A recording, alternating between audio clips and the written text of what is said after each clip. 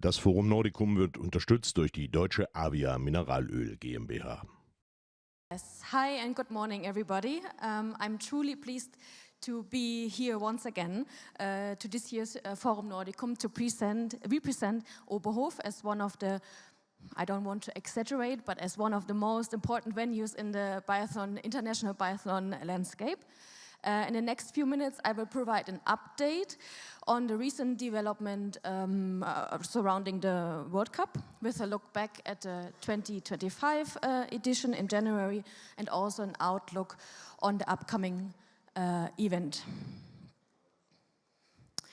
So 4 days of competition, 6 races, 303 athletes from 28 nations, and almost 58,000 fans on site, while also millions watching on TV. I would say the World Cup in January was once again a success. We proved to be a professional and passionate host, and also once again became gathering place for biathlon fans across Germany and also beyond. Of course, I have to say that we think it was good organized and also widely covered by the media, thanks to you, or many of you here. So despite the challenging weather conditions during the first weeks of January, surprise, surprise, in Oberhof, the organizing team delivered excellent competition conditions, especially for the races during the weekend. I think a key success was the snow preparation, or maybe we should say the know-how we try to build up every year more and more. The snow was distributed with great care and experience as early as the end of December, and supported by a few days of frost and stable weather forecast, a solid foundation was created for fair and safe races. I don't want to bore you with a lot of key figures, maybe just a few. A total number of 57,700 spectators were in Oberhof or attended over the course of the 4 days, with Saturday completely sold out, welcoming 20,500 fans to the arena am Rennsteig. On the sporting side, I already said 303 athletes competed, supported by more than 650 team officials.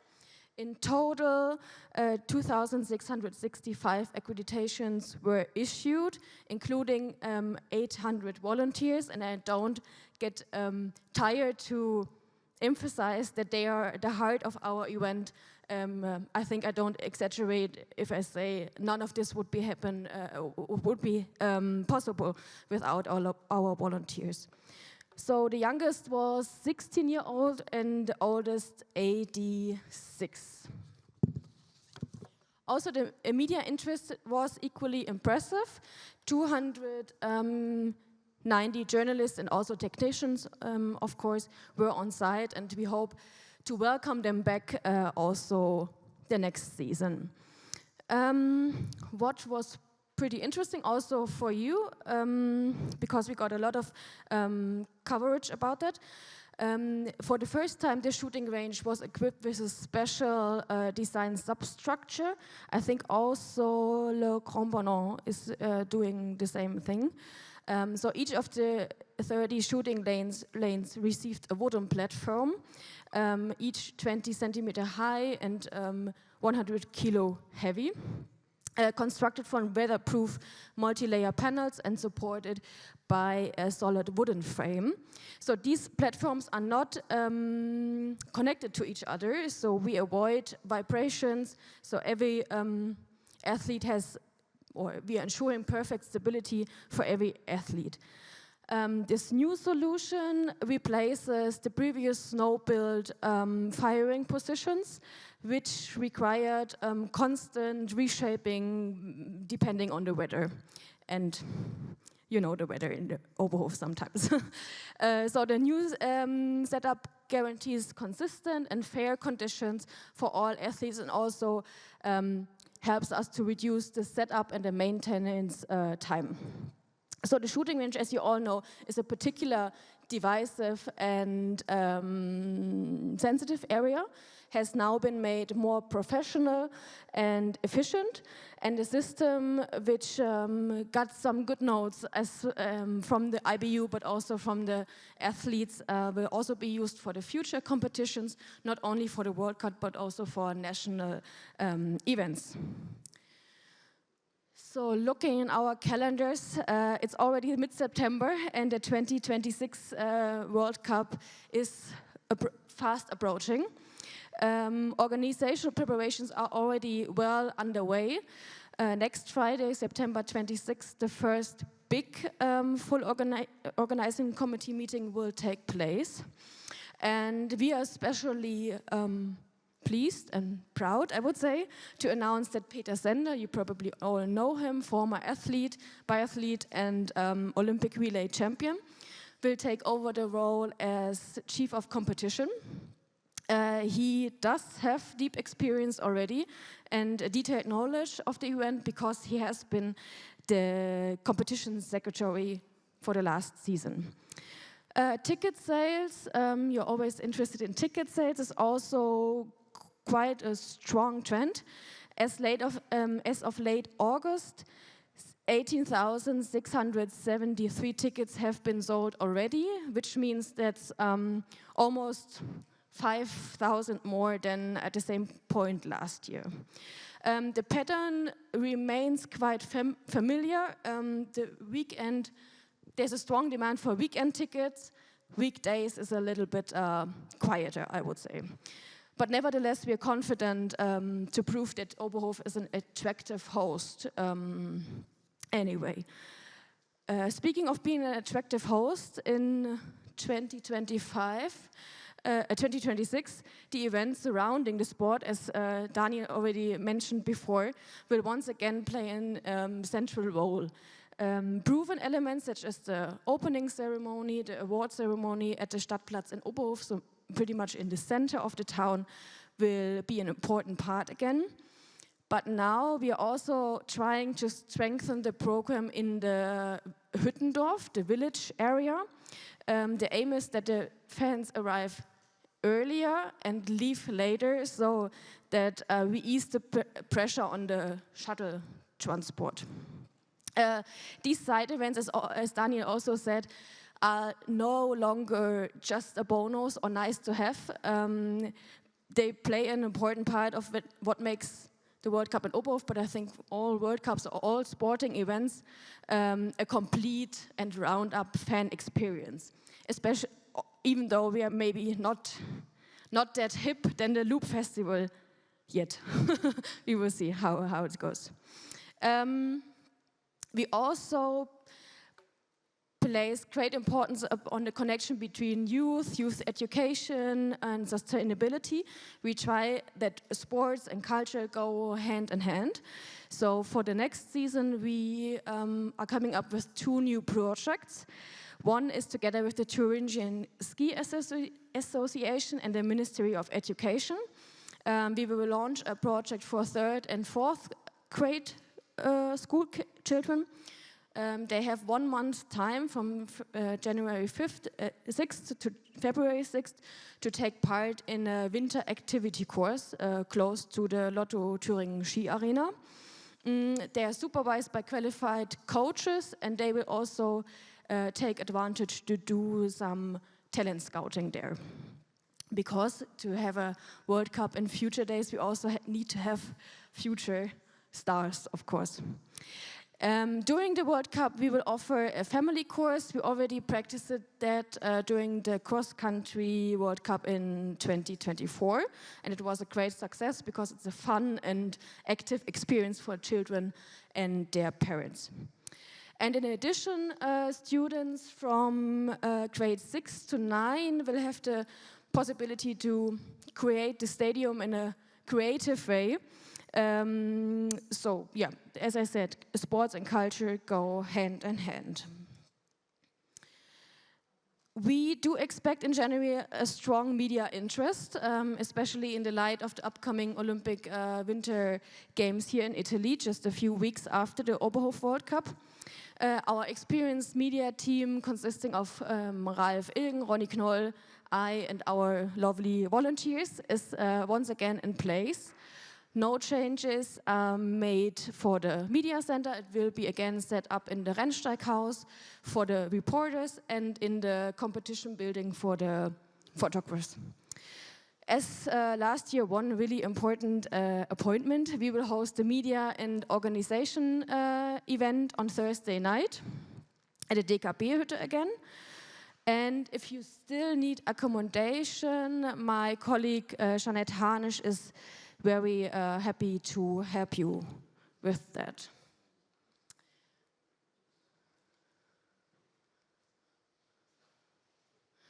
So this is, Daniel already mentioned it, and I think this is the most significant change which is ahead. The 2026 World Cup in Oberhof will be the last World Cup taking place in January, at least for the next 4 years. Starting in 2027, Oberhof will move to the third trimester of the season. This decision was made in close coordination with the IBU and as well as the DSV, aiming to avoid increasingly warm periods in the beginning or in early January, which sometimes gave us some sleepless nights. While this shift, as you can see here, sparked quite high media debate, we do see clear advantages. The new timing offers more stable and predictable, we hope, winter weather conditions. It also allows for greater flexibility when it comes to snow production, because we do have more time. We can store the snow also with our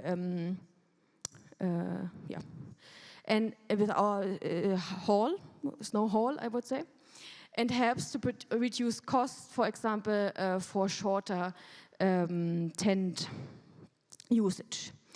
We are aware that there are also some question marks or new questions, for example, regarding the volunteer availability. Right now, a lot of them extend their break during Christmas and New Year's Eve and then do also the World Cup. From 2027, they will need to participate mid-season, so we really hope that they stick with us. Also, the spectator behavior may shift a little bit, even though they have the advantage to welcome the then new Olympic or world champion in Oberhof. To meet these challenges, we are developing new attractions already. A dedicated working group is on site, and we try to have new projects that the fans don't get missed. So two long time, or not so long, but two goals for the future. We are trying to upgrade the floodlighting system, especially on the 2.5 kilometer loop. And also we try to fit the needs of the TV, allowing events competition during the weekdays a little bit later. That will benefit fans on site and also improve, as we hope, TV ratings. The course layout right now remains the same since the World Championships 2 years ago. However, improvements are planned, and this is why EBU race director Borut Nuna will visit us after OTP. He will be in Oberhof next week to coordinate the next steps. Speaking about next steps, at Oberhof we are thinking, or we even have to think, beyond the World Cup. This is why we implemented backstage tours. They have been entering their second season this summer. They always run from April to October. And this season we also included kid-friendly tours, so also the young fans discover the venue from a completely new perspective. And with those tours, we have developed a concept for year-round use. Of course, they are the first steps, and we want to take even further steps. One step further is to aim or to integrate the K90 ski jumping hill at the Kanzlersgrund also into this concept. So to sum it up, and before before we see a short movie. Oberhof, I would say, stands for tradition, but also for progress. This is why I warmly invite you to come to the Biathlon World Cup in January. However, it's not just a passion for biathlon, but for winter sports as whole. This is why I will come back on this stage after lunch, together with my colleague Eric Weik, who just arrived over there. But for now, thank you very much for your attention, and maybe just a little appetizer for the next World Cup.